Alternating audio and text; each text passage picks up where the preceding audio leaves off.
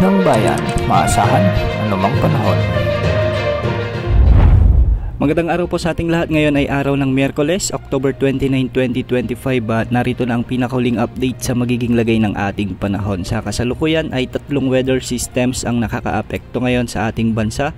Una rito ang Intertropical Convergence Zone na nakakaapekto sa eastern at central portions ng Visayas, sa may Zamboanga Peninsula, BARMM, Soxargen, Northern Mindanao, Caraga, Masbate at Sorsogon. Ang mga lugar na ito ay makakaranas ngayong araw ng maulap na papawirin na may mga kalat-kalat na pagulan at thunderstorms. Hindi inaalis ang banta ng mga biglang pagbaha o pagguho ng lupa, lalo na kung may mga katamtaman hanggang sa kung minsan ay malalakas na pag-ulan. Samantala, northeast monsoon o amihan din ang magdadala ng maulap na papawirin na may mga kasamang pag-ulan sa extreme northern Luzon, particular sa Batanes at Babuyan Islands.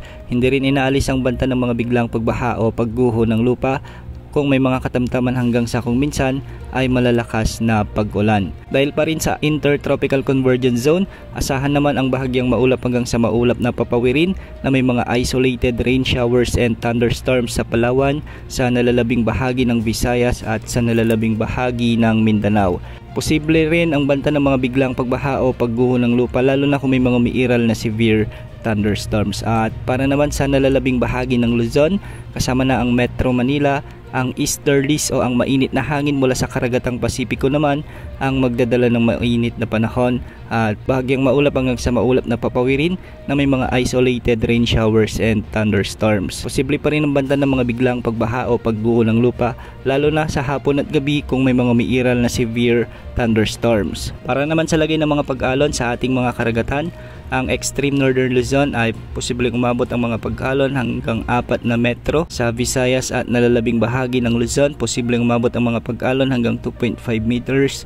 At sa mga karagatang sakop ng Mindanao, posibleng mga pag-alon hanggang 1.5 meters. Sa linggong ito, may inaasahang pamumuo ng low pressure area sa mga karagatang sakop ng Visayas, ngunit hindi naman ito nakikitang magdadala o magiging ganap na bagyo. Magdadala lamang ito ng maulap na kalangitan na may mga pag-ulan sa malaking bahagi ng Visayas ngayong linggo, particular sa araw ng Huwebes hanggang sa Sabado. Samantala, patuloy pa rin na tumataas ang tsansang may mabuong samalang panahon o bagyo sa susunod na linggo, particular sa araw ng Lunes, November 3, 2025 dahil sa ipinapakita ng mga wind models na ating ginagamit. Ang mga wind models na ito ay mga guidance models mula sa GFS ng Amerika at ECMWF model ng Europe. Kung pagbabasahin natin ang wind simulation ng ECMWF model, sa araw ng Martes, inaasahang papasok ito sa ating area of responsibility bilang isa ng bagyo. Kung sakali ay papangalanan natin ito sa local name na Bagyong Tino.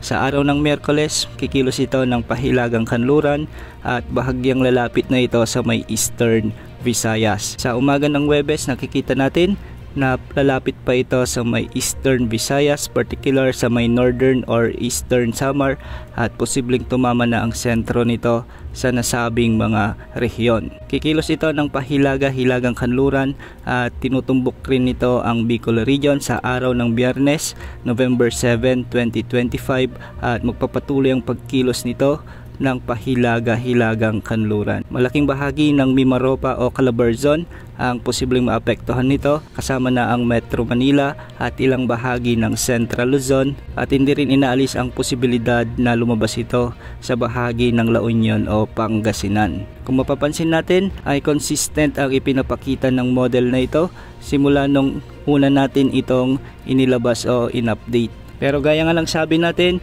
mga guidance models pa lamang ito at hindi pa ito final. Ibig sabihin maraming pagbabago pa ang ating aasahan dahil malayo pa at matagal pa ang potensyal na bagyong ito. Tabayan na ng mga susunod na updates ukol sa paglapit o pamumuo ng potensyal na bagyong ito sa mga susunod na oras.